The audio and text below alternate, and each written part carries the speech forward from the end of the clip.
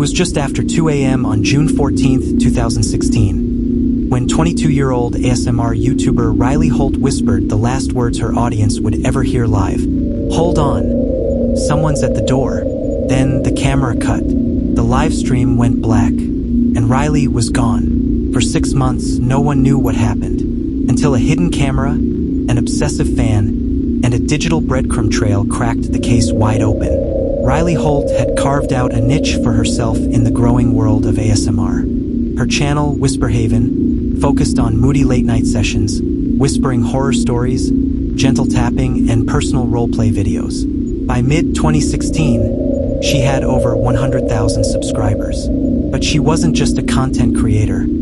She was also the target of increasingly obsessive attention online. June 13, 2016. Riley went live at 1:08 a.m. for a routine ASMR session. Roughly 1,200 people tuned in. The stream was quiet, calming, until 2:14 a.m. when Riley paused. She glanced toward the door, whispered, "Hold on. Someone's at the door." She left the frame. There were faint footsteps, a creak, then nothing. The screen froze. The stream ended. Later that morning, Riley's roommate returned home to find the apartment door unlocked. Riley's phone was still on the bed. Her laptop was on. Her wallet, keys, and shoes untouched. No signs of a break-in. No signs of struggle. Police were called by 9 a.m., and within 48 hours, the case was escalated to a statewide search. The digital recording of her stream had vanished from YouTube due to a known streaming error. But one viewer had saved it. A user named @GhostReplay sent police a full screen-captured copy of the live stream. What detectives saw sent chills through the department. In the final 30 seconds of the video, Riley stands up, walks off-screen. Faint knocking is heard. Then, a male voice says, "You really shouldn't have ignored me." A shadow crosses the lens. Then the camera tips and ends. Forensic audio analysis couldn't identify the voice. But the FBI behavioral unit noted something else.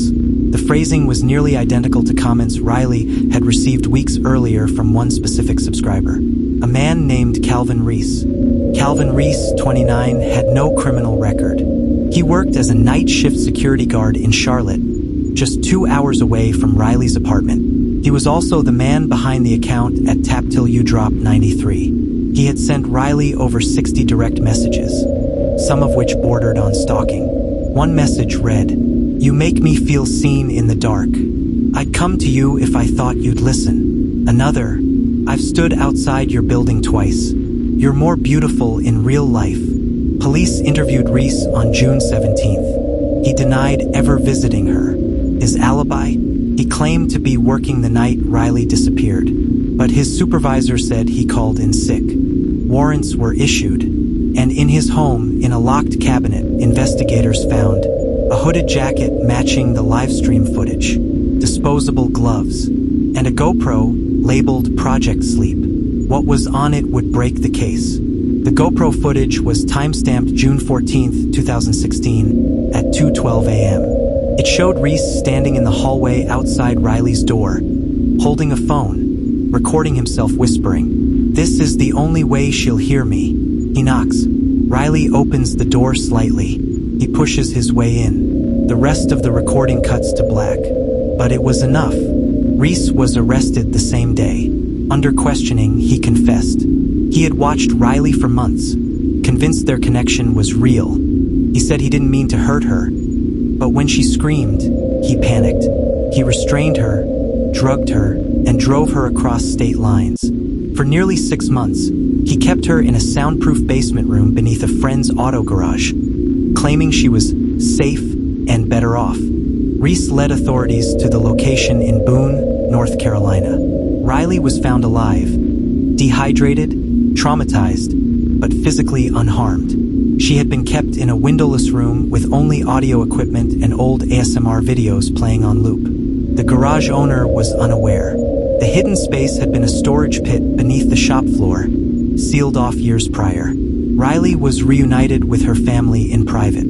She later testified against Reese in a closed courtroom. Calvin Reese was sentenced to 32 years in federal prison for kidnapping, false imprisonment, and unlawful transport of a person across state lines. Riley never returned to YouTube. In a written statement, she said, "What happened to me was not a story. It was a crime. I survived because someone cared enough to not look away."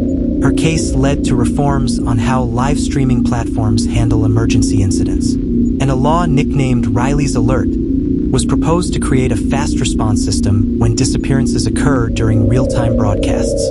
A live stream gone silent, a voice on the other side of the screen, and a rescue that proved sometimes your audience can be your lifeline. Subscribe for more solved true crime cases. And remember, even online, someone's always watching.